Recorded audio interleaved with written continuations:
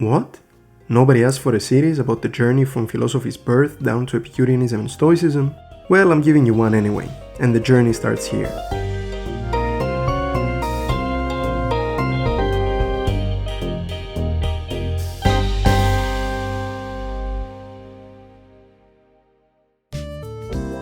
Hello, this is the Epicurean Stoic, and welcome to the first installment of my new series of videos.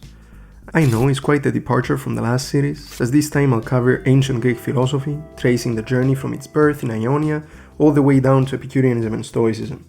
It is split into 15 parts, with each video dealing with a set of ideas, questions, and theories that are important as we survey the development of philosophical thought and how it led to Epicurus and the Stoics.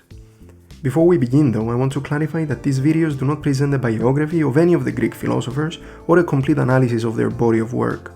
That would require hundreds of hours of videos, and the main purpose of this channel is to make knowledge accessible, so instead I will focus on certain trends of thought, areas of theorizing and arguments that were put forward, which I judge to be important for this series. I might of course return to any of them in the future if the need appears, but for now, let's learn more about the birth of philosophy.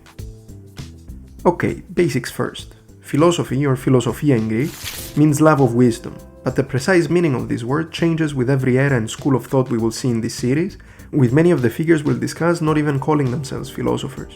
So, where do we begin then? Let's dive in and visit someone who almost nobody would think of when asked about the birth of philosophy. That's right, we're not in Ionia, the eastern coast of the Aegean Sea in modern-day Turkey. In fact, our exploration starts in Boeotia in mainland Greece, where the poet Hesiod lived. He and Homer were the two epic poets, well known and respected already from the classical era, but there are some differences between the two which are relevant here.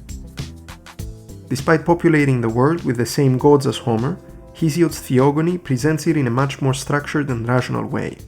Hesiod does not just narrate stories that involve the gods, but instead places them in an ordered system, choosing truth over myth.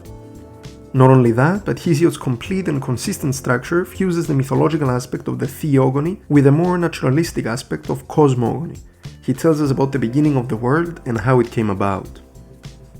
First of all, chaos came to be, and then wide-bosomed earth, the secure foundation of all the immortals who hold the peak of snowy Olympus, then dark Tartarus in the depths of the wide-pathed earth, and Eros, most beautiful among the immortal gods. So here we have the temporal, spatial, material and dynamic origins of the cosmos, even if they are amidst mythological deities. From there, Hesiod unveils the long genealogical tree of the gods and all other divine entities, with each being created by another one, conceiving new ones together with another one, or just creating new ones by themselves. Crucially, all these deities and entities are representations of objects and concepts, such as sun, moon, dawn, deceit, fate, strife, pain, famine, etc.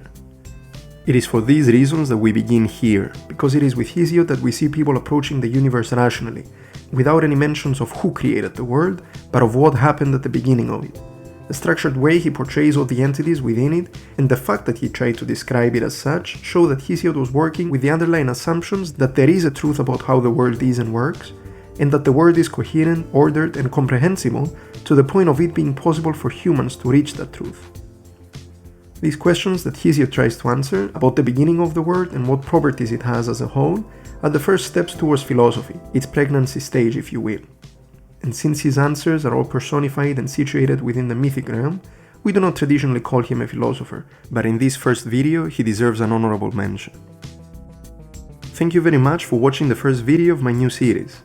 I know I promised the Road to Democracy series that will be coming out at the same time as this one, but it turns out making these videos as engaging as possible takes more time, and I opted for the best quality I can give you rather than just churning out more videos. Press like if you found it informative, and subscribe to my channel to get the videos as I upload them. The next one will be on Thales, the first philosopher, and it will come out next Friday. Until then, have a great day, and remember, seek virtue.